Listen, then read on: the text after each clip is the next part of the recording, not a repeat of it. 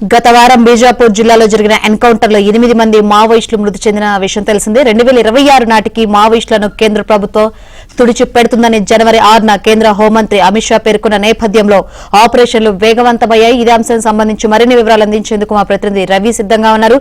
రవి, మావోయిస్టుల మృతుల సంఖ్య 31కి పెరిగినట్టు తెలుస్తుంది. ఇంకా మృతుల సంఖ్య ఇంకా పెరిగే అవకాశం ఉందని తెలుస్తుంది. మరోవైపు చూస్తే 2 జవాన్లు కూడా మృతి చెందారని కూడా సమాచారం అందుతుంది. ఏంటి ఓవరాల్ అప్డేట్స్? కాల్పులు జరుగుతున్నాయి ఇంకా? శంకరి, మావోయిస్టులకి అతి భారీ ఎదురు దెబ్బగా చెప్పవచ్చు. ఛత్తీస్గఢ్ బీజాపూర్ జిల్లా national park, Indravati national park అటవీ ప్రాంతంలో భద్రతా బలగాలకు మావోయిస్టుల మధ్య జరిగిన ఎదురు కాల్పుల్లో 31 మంది మావోయిస్టులు హతమైనట్టుగా బస్తర్ రేంజ్ ఐజీ సుందర్రాజ్ అధికారికంగా ప్రకటించారు. ఆ డెడ్ బాడీస్ కూడా స్వాధీనం చేసుకున్నారు. ఘటనా స్థలానికి అదనపు బలగాలను కూడా డిప్లాయ్ చేశారు. ఇంకా ఎదురు కాల్పులు కొనసాగుతున్న పరిస్థితి.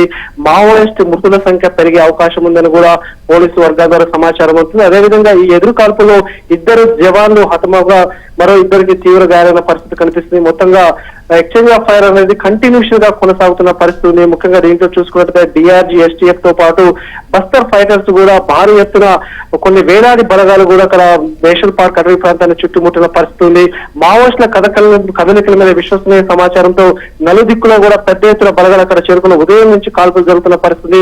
ఓవరాల్ గా చూస్తే మావోయిస్ట్ పార్టీ చరిత్రలో గత ఏడాది అక్టోబర్ 4న నారాయణపూర్, దంతెవాడ జిల్లాల సరిహద్దున తుల్తులి అటవీ ప్రాంతంలో జరిగిన అతి భారీ ఎన్కౌంటర్ లో 38 మంది మావోయిస్టులు హతమయ్యారు. అది అత్యంత ట్రాక్ రికార్డుగా ఉన్న పరిస్థితి. ఇప్పుడు చూసుకుంటే ఈ రోజు జరిగిన ఎన్కౌంటర్ లో 31 మంది మావోయిస్టులు హతమవడం అనేది ఒక రెండో అతి భారీ ఎన్కౌంటర్ గా మనం చెప్పవచ్చు. ఓవరాల్ గా చూస్తే దేశంలో మావోయిస్ట్ పార్టీని నిర్మూలన లక్ష్యంగా కేంద్ర హోంమంత్రి అమిత్ షా చేపట్టిన ఆపరేషన్ కగార్ గత ఏడాది జనవరి నుంచి ఏడాది జనవరి వరకు స్పాన్ ఆఫ్ 1 year లో ఒక 300 మంది మావోయిస్టులు కూడా హతమైనట్టుగా మావోయిస్ట్ పార్టీ కూడా ప్రకటించిన పరిస్థితి. ముఖ్యంగా చూస్తే ఈ 2 నెలల వ్యవధిలో గత జనవరిలో చూస్తే జనవరి 16న ముఖ్యంగా చూస్తే బీజాపూర్ జిల్లాలో జరిగిన అతి భారీ ఎన్కౌంటర్ లో త్రుటిలో మావోయిస్ట్ సుప్రీం కమాండర్ గా ఉన్న మరవి హిట్మాతో పాటు తెలంగాణ కార్యదర్శి బడే చొక్కారావు అలియాస్ దామోదర్ కూడా త్రుటిలో తప్పించున్నట్టుగా బస్తర్ రేంజ్ ప్రకటించారు. అదేవిధంగా జనవరి 21న గరియాబంద్ ఎన్కౌంటర్ లో కేంద్ర కమిటీ సభ్యుడిగా ఉన్న చలపతి అలియాస్ ప్రతాప్ రెడ్డి కూడా హతమైన పరిస్థితి. మొత్తం చూస్తే మావోయిస్ట్ పార్టీలకి కోలుకోలేని ఎదురు దెబ్బ జరుగుతుంది. వరుస ఎన్కౌంటర్ జరుగుతున్నాయి. వచ్చే ఏడాది మార్చి 31 నాటికి మావోయిస్ట్ పార్టీని దేశంలో పూర్తిగా పెకిలిస్తామని అమిత్ షా శపథం చూస్తే ఈ మార్చి నాటికి వాళ్ళు టార్గెట్ రీచ్ అవుతున్నట్టుగా మనకి స్పష్టంగా అర్థమవుతుంది. తెలంగాణ సరిహద్దుగా ఉన్న బీజాపూర్ జిల్లాలో ముఖ్యంగా చూసుకుంటే పామేడు, బాసగూడ, అదేవిధంగా ఊసూరు, గంగలూరు పోలీస్ స్టేషన్ లిమిట్స్ లోనే ఎక్కువగా సెర్చ్ ఆపరేషన్ కొనసాగుతుంది. ఎందుకంటే ఈ లిమిట్స్ లోనే మడవి హిడ్మాతో పాటు దామోదర్ ఉన్నట్టుగా పోలీసు వర్గాలు భావిస్తున్నాయి. మొత్తం చూస్తే తెలంగాణ సరిహద్దు అంటే ఒక వార్ జోన్ గా మారిన పరిస్థితి కనిపిస్తుంది. వరుస ఎన్కౌంటర్ జరుగుతున్న పరిస్థితి కనిపిస్తుంది. ఇప్పటికే పౌర హక్కుల సంఘాలు కాన్సర్న్ వ్యక్తం చేస్తున్నాయి. ముఖ్యంగా మన గంగలూరు పోలీస్ స్టేషన్ పరిధిలో జరిగిన ఒక ఎన్కౌంటర్ కు సంబంధించి అదంతా ఒక ఫేక్ బూటకపు ఎన్కౌంటర్. అక్కడ ఉన్న గిరిజనులను చేతులు కట్టేసి కాల్చివేశారంటూ కూడా మావోయిస్ట్ పార్టీ లేఖ విడుదల చేసింది. అసలు యుద్ధం ఎక్కడ, అంతర్యుద్ధం ఎలా సాగుతుంది, దండకారణంలో ఏం సాగుతున్నది కూడా బయటకు కొన్ని విషయాలు తెలవని పరిస్థితిగా మొత్తంగా మారుతుంది.